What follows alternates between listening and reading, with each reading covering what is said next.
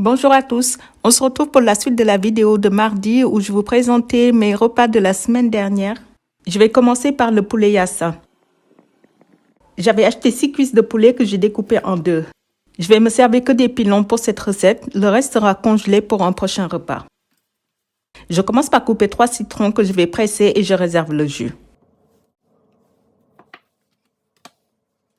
J'ai ensuite coupé en dés pas trop petits environ 1 kg d'oignons. Ils étaient assez petits, j'en ai donc utilisé 12. Vous pouvez, si vous préférez, les couper en lamelles. Je réserve également. Dans un petit bol, je mets environ 3 à 4 gousses d'ail mixées, du sel, du poivre et je mélange bien. J'entaille le haut des pilons, puis je crée un trou, comme sur l'image, pour y faire pénétrer l'ail.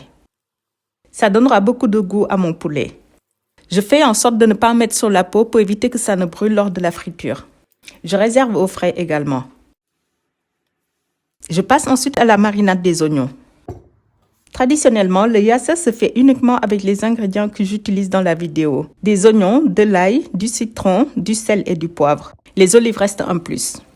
On peut l'associer avec la viande de son choix ou alors du poisson. C'est un plat phare dans la cuisine sénégalaise. Je rajoute donc à mes oignons environ 6 gousses d'ail mixées, du sel, du poivre, les 3/4 du jus de citron. Je mélange bien, je couvre, je réserve au moins 1 heure au frais, idéalement quelques heures.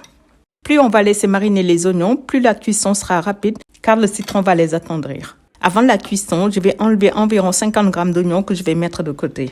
Pour la cuisson, je vais mettre une quantité suffisante d'huile pour frire brièvement les poulets pour qu'ils soient dorés. Je ne les cuis pas trop longtemps pour éviter qu'ils ne soient trop secs. Une fois fait, je retire une partie de l'huile que je vais filtrer par la suite. Je laisse environ 80 ml dans la poêle pour la cuisson des oignons. Il en faut autant pour obtenir une bonne texture et un meilleur résultat. Je rajoute donc les oignons, j'augmente légèrement le feu pour l'avoir un peu vif et je mélange sans cesse pendant environ 2 à 3 minutes pour éviter que ça ne brûle. Je couvre et je baisse le feu au bout de 2 à 3 minutes. Ça permettra ainsi d'avoir une jolie coloration. La cuisson des oignons est en fonction de chacun. Moi, je les aime un peu croquants et mes enfants plus fondants. Ça sera donc fondant pour tout le monde. À mi-cuisson, je rajoute les 50 g d'oignons que j'avais réservés et que j'ai mixés et le reste du jus de citron.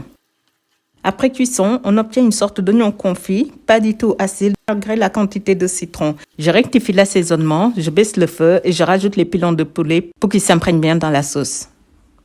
Je rajoute également quelques olives. Je couvre et je laisse mijoter environ 10 minutes avant de servir. En jouant avec la cuisson et la température, on obtient des oignons bien juteux. N'hésitez pas à rajouter quelques cuillères à soupe d'eau si besoin pour obtenir un résultat comme le mien. Comme pour la plupart des repas africains, nous préférons le manger dans un grand bol. Je sers donc avec du riz blanc, la moitié des poulets et la moitié de la sauce. Le reste servira pour les lunchbox du lendemain.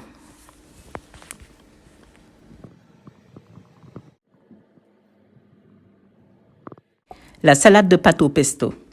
C'était un repas qui était assez simple et surtout très rapide. C'était pas un repas si petit budget puisque j'ai acheté du pesto qui était à presque 3 €, un avocat qui m'a coûté 1,65 €, du saumon qui m'a coûté 5 € et également de la feta qui était à 2,50 €. Voilà les éléments qui m'ont coûté le plus cher, le reste ne l'était pas vraiment. Je commence par cuire mes pâtes al dente, vous pouvez utiliser les pâtes de votre choix.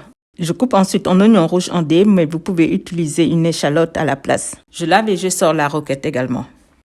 Pour la suite, il suffit juste de couper et assembler tous les ingrédients. Je remplace la vinaigrette par du pesto, ce qui rend la salade très originale et c'est très bon. J'avais acheté du pain complet et il restait 2 tranches. Je l'ai donc coupé en petits morceaux comme pour faire des croûtons. Je les ai fait revenir dans un peu d'huile et d'ail pour accompagner ma salade. Nous avons mangé la même chose le lendemain midi pour les repas emportés, mais avec une vinaigrette classique. Les briques au thon et aux pommes de terre.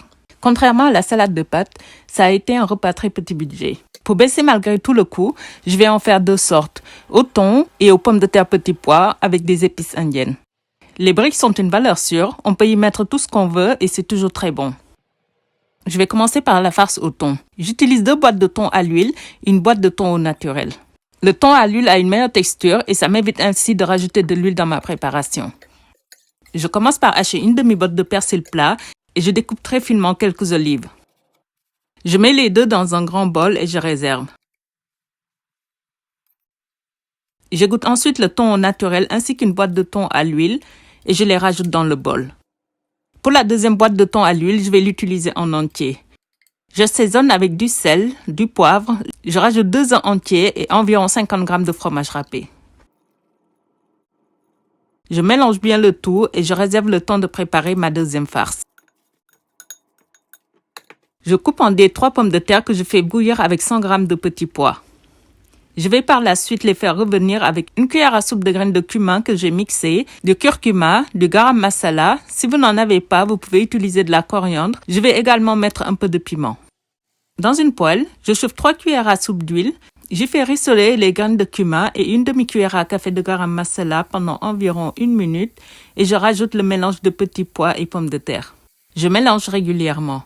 Le feu ne doit pas être trop fort pour éviter que ça ne brûle. Je sale et je rajoute une cuillère à soupe de curcuma pour avoir une jolie coloration et une pincée de piment. Je mélange bien et je rajoute environ 100 ml d'eau ou suffisamment pour couvrir les légumes. Je couvre et laisse cuire jusqu'à ce que toute l'eau soit absorbée et que les pommes de terre soient pâteuses.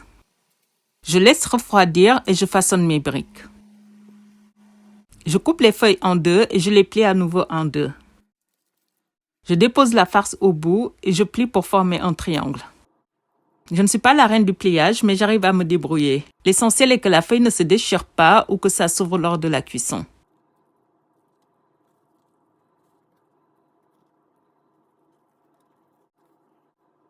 Pour la cuisson, c'est soit à la poêle ou au four en y badigeonnant de l'huile. J'opte pour la friture en essayant de maîtriser la quantité d'huile. J'ai laissé cuire 2-3 minutes de chaque côté, le temps que ça soit doré, et je les dépose sur un papier absorbant. J'ai servi avec de la salade. C'était un repas que nous avons beaucoup apprécié. J'espère que ces quelques recettes vont vous plaire et vous inspirer. On se retrouve très vite pour une nouvelle vidéo. À bientôt, au revoir.